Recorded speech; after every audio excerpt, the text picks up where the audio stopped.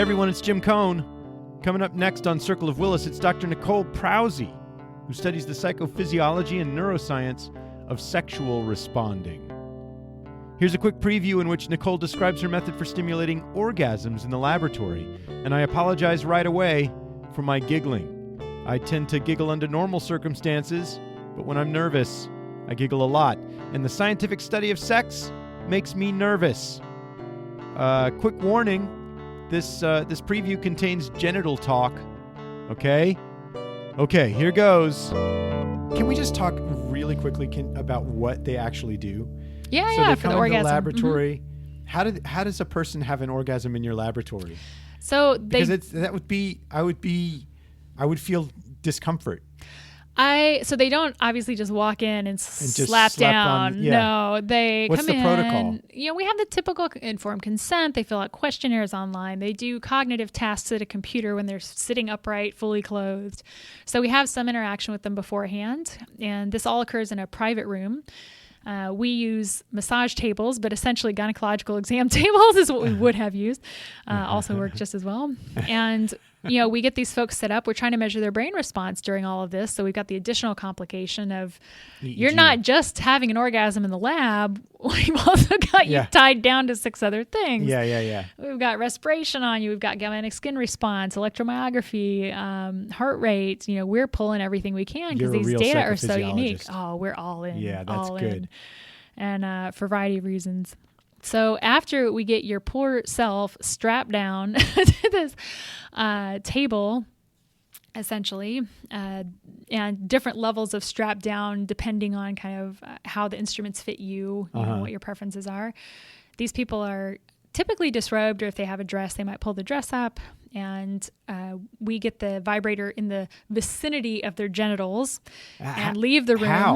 How? So we have this Hitachi magic wand mounted on a microphone stand. And what's a Hitachi magic wand? Oh my God. What is that?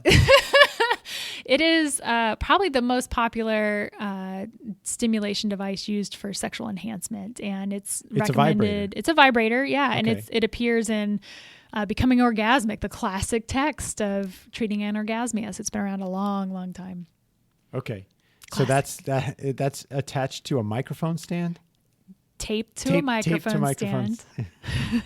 Just try to get with bunting to dampen the vibration that is sheared off to the stand. Hey, how would you do this? Hey, no. Come on, man. Look, I told you I was going to giggle. This is hard science. So then the question is you've got this thing. Then what? How, for the guys, are we going to try and chase their penis around as they start to get hard with this thing? What's going to happen? And so we decided, seriously, it's going to flip around. It doesn't just stay in one place. What's going to flip around? The penis. Okay, yeah, that's what I thought you meant. But so I it's have to flaccid, and then it gets hard, and it flips upright. See, the penis works this way. Now. But okay, let's just back up. So let's just talk women it's at a lot first. Of hand gestures. I can't, there's too many flipping devices and body parts. So women are in there, you set. Yes. So we have. You set I'm so sorry I'm laughing so hard. This is not good. It's great. You set the vibrator. With an attachment for the clitoral hood. To the what? For the clitoral hood. For the clitoral, so there's an attachment for the Hitachi magic wand. Yes. That's designed for the clitoral hood. That's where we have applied it. Okay, and you hand it to them. We wiggle it over to them so it's sitting beside their table. Okay. And we say, we're going to leave the room, and we want you to get this in a position such that. We're going to turn it on so you can kind of sample what the intensity is like. And we also give them a dial beside them that we have a rating dial? Added, not a rating dial, but an intensity dial I see. They have so control. They can set the, Yeah, we did decide to give up experimental control over that piece because we were really concerned that we would potentially choose vibratory thresholds that were far too high and actually make some people in pain, which obviously we want to avoid. Yeah.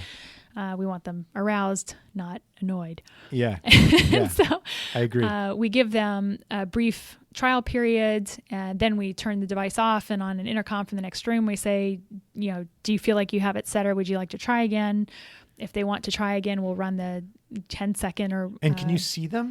No. Okay, so they're in totally private room. Yep, they're totally private room by themselves at this point. That's good. And to help facilitate, we hope, Yeah. responses. And then the big question comes up, which is, well, then what? All right, now that's it. Sorry to sort of leave you hanging there, but you'll be able to hear what happens next with the release of episode 11, which will be very soon, I think. In the meantime, I hope everyone makes it through the daylight savings transition this weekend. I know it's always a challenging time for me. And thanks also to my buddy, my pal, Hal Mobius, for composing and performing this little tune we got here in the background. See you soon. Bye-bye.